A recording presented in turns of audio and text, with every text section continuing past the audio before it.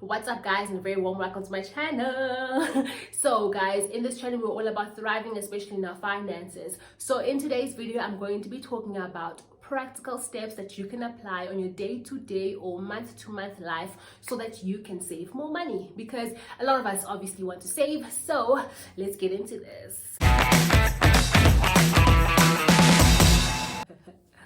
So in my previous video, I shared the 70-20-10 rule, which is all about basically a ratio that you can apply in terms of how much you want to save. But a lot of us are still starting out. Some of us are in debt. Some of us want to just actually start. So what are the practical steps? Because I also shared that video where I said how I saved over R500,000, but I didn't share every practical step. So in this video, I'm going to be sharing the possible practical steps that you can apply if you want to save your money. So practical step number 1 is pay yourself first. And by this, I mean automate your savings. So let's say you have a car, your car insurance, it's there without fail on the whatever date of the month it goes out. The same needs to apply for your savings. It must just go out of your account without you actually even thinking about it twice, because this then means you're not saving the residue, whatever is left over, but you're actually saving specifically that amount that you planned that you want to save. Because if you plan, then you can succeed, but if you fail to plan, then it's even going to be harder for you to save. Step number 2 that you can apply is to actually transfer your money physically to your savings account, but I'm talking about on payday. So this means, or the day before payday. So this means whatever is left in your account, just transfer it to your savings account. Don't keep it there and spend it in the next month, because you might find that some months you actually have more money left over. So automate your savings, but also save manually whatever is left. So we do save what is left, but after first automating our savings so that we actually end up saving more than the amount that we automate. Step number 3 is to do something where you buddy up with someone, or a stokfela. You know, a lot of us want to be like, hi guys, a stokfela is for our older mamas and grannies, but it really helps because it gives that accountability.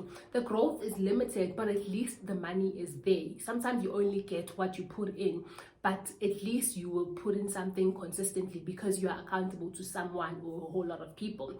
That's why I like this idea. Please make sure that you do it with trustworthy people who actually will pay that money back to you, because we don't want to be making irresponsible moves where we actually lose the money that we work so hard for. Okay?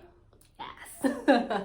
And then step number 4 is to actually set up a 13th check for yourself. I know some companies have this where you can decide that, no, I want a 13th check that will be paid out to me in December, and that just means whatever your salary is, then your employer will hold a portion of it in such a way that at the end of the year you can get a 13th check. This is really good. There's no interest on that amount, you get it as it is, but basically it means at the end of the year that your money is doubled up, so you will have saved. So in a way you kind of earn less throughout the year, and then you get your money as a 13th check. So this is a really good option that employers have for their employees, some employers. So maybe inquire at your workplace, and then you can put that in place, because it helps so that you don't spend the money. Because the main thing with saving is putting money away, whether you're putting it yourself or you're asking someone to do it for you. And obviously usually our employers are pretty reliable, so that's actually quite a good place, and it has actually less credit risk or default risk than the stokvel that I just mentioned in point number 3. So do consider that as well. Point number 5 is to put your 5 rands in a bottle. And I mean, just take a 2-liter Coke bottle, cut it up, you can make it pretty if you want, and just put your 5 rands in, because once you push it in, it actually doesn't come out. So just push those 5 rand coins in there. Just tell yourself this is where you're saving all your 5 rand coins, so you don't spend your 5 rand coins, you just put them in that 2-liter bottle, and then as it fills up, obviously it means you're building up money. And 5 rand coins might seem like a small amount of money, but once you fill up that 2-liter bottle, it can actually be a significant amount. So that's one sure way that you can definitely save. Point number 6 is to actually not spend your coins. This means that you can have a piggy bank right where you enter in by the hallway, so you put all your money in there, and wherever you have coins in your wallet, you just put them away, put them away. This is also similar to the 2 Rand challenge, but this means you're saving all your coins. You're not spending any of your coins. This is a difficult one, especially in South Africa, because sometimes like we give coins to a whole lot of people, like on the streets, car park, wherever, but you can decide to do it or not to do it, because you can actually just make those coins part of your giving, but it also kind of accumulates to a lot if you do end up saving your coins. And if you really think about it, guys, coins just, they're heavy and they wear out your wallet, so just leave them in the house and save them, and they will actually accumulate to quite a lot. Number 7 is the infamous 10 Rand challenge. So this just means you save 10 Rand every week, and the amount that you save increases by 10 Rand every week for the whole year.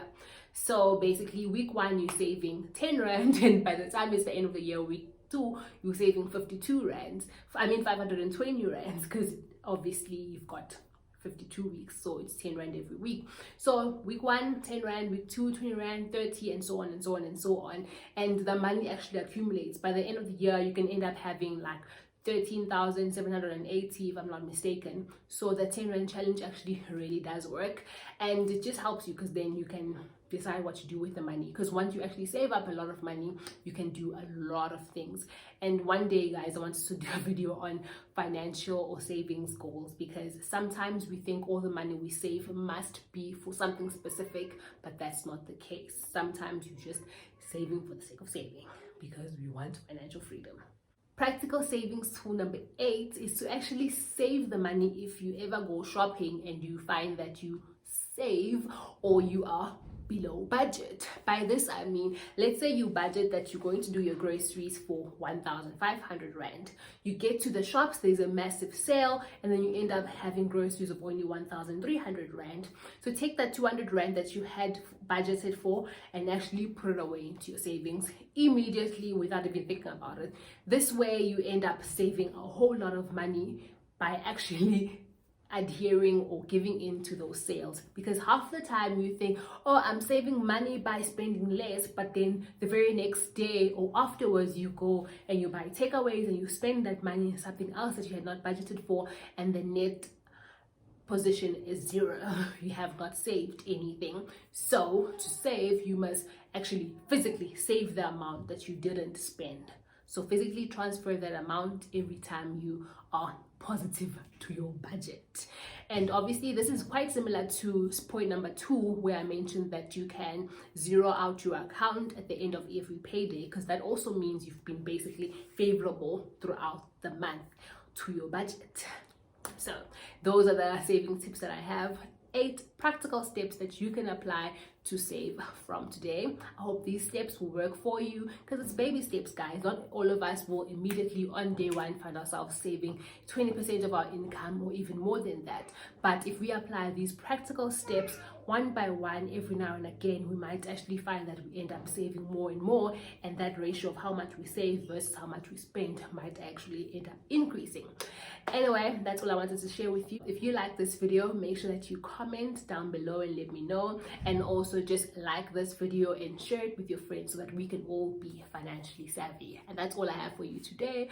I will see you guys next time. Bye.